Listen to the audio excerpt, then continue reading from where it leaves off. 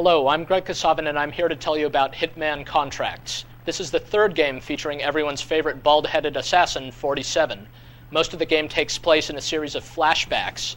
47 suffers a terrible injury on one of his routine assignments, and now recounts memories of past jobs as he lies at death's door. Actually, some of these past jobs happen to come from the original game, Hitman Codename 47. If you're familiar with that game, then you'll recognize some of the later missions and contracts. To be fair, though these missions are refurbished from the original Hitman game, they do fit in well with the entirely new ones in contracts, and they have a number of twists that weren't found in their original incarnations. So fans of the original Hitman game might enjoy the new twists, though at the same time they might feel like it's a bit of a cheap move. The new missions, meanwhile, are diverse and interesting. The very first mission in the game is actually a direct continuation of the ending of the original Hitman game. You've just killed the man who basically genetically engineered you to be this super assassin, and now you have to flee from this insane asylum that's been surrounded by SWAT cops. So it's here that you get another sense of Hitman's kind of unique combination of stealth and action. You could either try to shoot your way out against these heavily armed SWAT cops, or you could try to sneak your way out and figure something out. Maybe find a lone SWAT on his own, kill him, take his uniform, and sneak your way right past these legions of guys looking for you. Other new missions take place in a variety of exotic locations. There's lots of diversity since the game is contextualized as a series of flashbacks, so you get to go all over the world and listen to characters speaking in their native languages and so forth. All the missions are set up in such a way so that you can either pretty much blast your way through or try to find a much sneakier option and try to do something else to kill them without using kind of standard types of deadly force. So you could either be thoughtful or you could just go in with guns blazing, and the game kind of rewards you either way. Hitman Contracts features 3 different difficulty settings. The problem is the normal setting is way too easy, yet since it's called the normal mode, most people are going to gravitate toward it.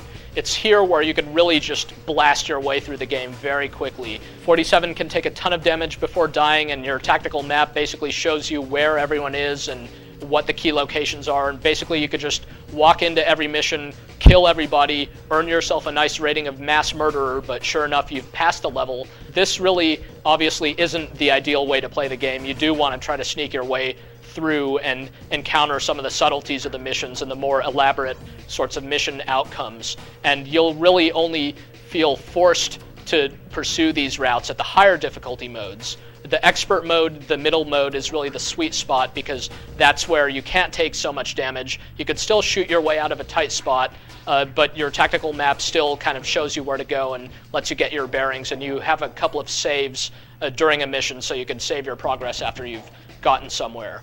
If you've played Hitman 2 Silent Assassin, which came out in 2002, then a lot of this might sound very familiar. Indeed, Hitman Contracts makes very few changes to that game's formula. It does have these new missions, but the core gameplay, the controls, the strengths, and the weaknesses are all inherited from that game. Hitman Contracts is available on the PC, Xbox, and PlayStation 2, and each version of the game plays to the relative strengths of its respective platform. The PC version is the best overall if you have a system that meets the relatively modest recommended system requirements. Still, though, whatever system you have, this game performs well, looks good, plays well. The various versions each feel like they were designed specifically for that version, to the credit of the people who did a job porting the game over to the different platforms. In the end, Hitman Contracts is especially recommendable to fans of Hitman 2, but that's because they already know what they're in for, they know what they like, and they're going to get pretty much the same type of game with all the strengths and weaknesses of the previous game.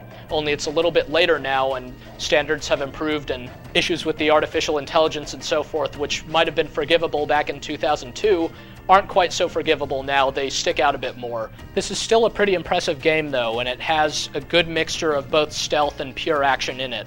And these missions are highly replayable, so even though you could get through pretty quickly on your first time, they can offer much more depth and lasting appeal if you try and explore their every nook and cranny. Hopefully this series will continue to evolve, though, and that this game being kind of a rehash of the last one isn't an indication of the direction it's going to go in.